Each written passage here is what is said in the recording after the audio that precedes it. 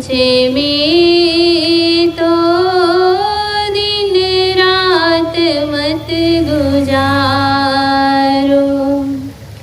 मानुष का तन पाके, मानुष का तन पाके कुछ तो जरा विचारो। यारे प्रपंच में तो दिन रात मत गुजारो। दो दिन काले बसेरा कहते हो मेरा मेरा। दो दिन काले बसेरा कहते हो मेरा मेरा। सब छोड़ जग का डेरा, सब छोड़ जग का डेरा। खाली गए हजारों। प्यारे प्रपंच में तो दिन रात मत गुजारो। आशा की पाग पागे तृष्णा के पीछे लागे। आशा के पाग पागे तृष्णा के पीछे भागे। फिरते हो क्यों अभागे, फिरते हो क्यों अभागे। संतोष दिल में धारो। प्यारे प्रपंच में तो दिन रात मत गुजारो। देवेगा सोई पावे और कुछ न काम आवे। देवेगा सोई पावे और कुछ न काम आवे। एक धर्म साथ जाए, एक धर्म साथ जाए। यह बात मत विसारो। प्यारे प्रपंच में तो दिन रात मत गुजारो। कहते कबीर वाणी संसार है ये फानी। कहते कबीर वाणी संसार है ये फानी। तजी अपनी सब नादानी, तजी अपनी सब नादानी। ममता और मद को मारो। प्यारे प्रपंच में तो दिन रात मत गुजारो। मानुष का तन ये पाके, मानुष का तन ये पाके कुछ तो जरा विचार।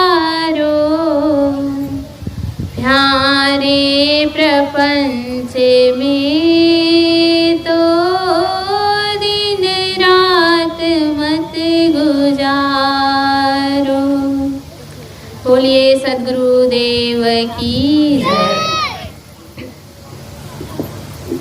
आइए आप सबके बीच मैं अपनी बात कहूँ। एक बार की घटना है। एक बहुत पहुँचे हुए संत थे, बहुत ही कहा जाए आत्मज्ञानी संत थे। उनके पास एक जिज्ञासु आया और वह जिज्ञासु संत जी से दीक्षा चाहे। उन्होंने संत जी से आग्रह किया, निवेदन किया कि संत भगवान, मैं आपसे दीक्षा लेना चाहता हूँ, मैं आपका शिष्य बनना चाहता हूँ, मुझे आपसे दीक्षा लेने की जिज्ञासा है, इच्छा है। वहाँ अपनी इच्छा प्रकट किए। तब संत जी ने कहा कि बेटा, मेरे शिष्य बनने से पहले तुम्हें मेरा एक काम करना होगा, वही मेरे लिए गुरु दक्षिणा के रूप में होगा। मैं चाहता हूँ कि तुम मेरे इस दिए हुए काम को पहले कर लो, तभी मैं तुम्हें अपना शिष्य स्वीकार करूँगा। तब संत जी उस जिज्ञासु से कहते हैं कि बेटा, तुम ऐसी वस्तु ढूंढ के लाओ, ऐसी चीज ढूंढ के लाओ जो दुनिया में सबसे बेकार है, जिसका कोई काम ना हो, जो निरर्थक हो, जिसे इस संसार में व्यर्थ जानकर छोड़ दिया गया हो। ऐसी वस्तु तुम मेरे लिए ढूंढ कर लाओ, तभी मैं तुम्हें अपना शिष्य स्वीकार करूंगा। तब वह जिज्ञासु उस वस्तु की खोज में निकल जाता है। वह उस वस्तु को खोजते खोजते उसे 6 महीना हो जाता है, लेकिन ऐसा कोई वस्तु उन्हें नहीं मिला जो सबसे बेकार हो, जो निरर्थक हो, जिसका कोई उपयोग ना हो।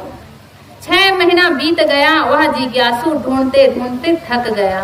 तब उनके मन में एक विचार आया और एक वस्तु दिखाई दी। उन्होंने सोचा, उसके पास एक पत्थर दिखाई दिया, छोटा सा पत्थर। तो वह उस पत्थर को जैसे ही उठाने के लिए नीचे झुकता है तो उस पत्थर से आवाज आती है कि अरे मूर्ख, तू मुझे निरर्थक समझ रहा है, बेकार समझ रहा है। मैं भला कैसे बेकार हुआ? मैं ही तो तुम्हारे घर का नींव हूँ, मेरे ही द्वारा तुम्हारा घर के नींव का निर्माण हुआ, तभी तो तुम जिस घर में रह रहे हो वह बना हुआ है। मैं भला बेकार कैसे हुआ? मुझे ही पत्थर छीने की मार सहनी पड़ती है और उस मार को सहकर मैं एक दिन मूर्ति का रूप लेता हूँ और उसी मूर्ति की तुम पूजा करते हो। मैं भला बेकार कैसे हुआ? यह आवाज जब वह व्यक्ति सुना तो वहां से आगे चल दिया, क्योंकि उस पत्थर से जो आवाज आई उसके हिसाब से वह व्यक्ति जान गया कि यह निरर्थक नहीं है, यह व्यर्थ का वस्तु नहीं है, बेकार वस्तु नहीं है। फिर कुछ दूर आगे बढ़ा तो उन्हें एक लकड़ी दिखाई दी। वह सोचा कि हो सकता है यह बेकार है, तभी तो यहाँ पड़ा हुआ है।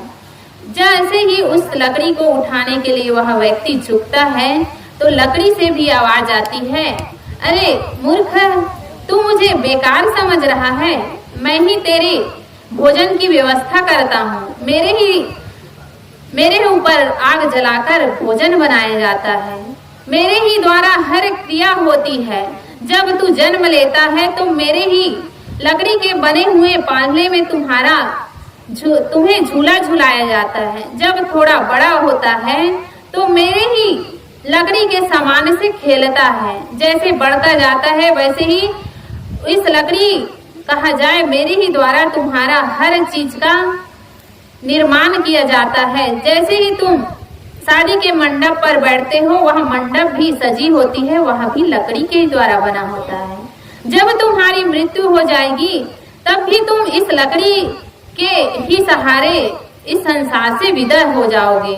तो मैं भला निरर्थक कैसे हुआ, व्यर्थ कैसे हुआ, मुझे तू व्यर्थ कैसे समझ सकता है?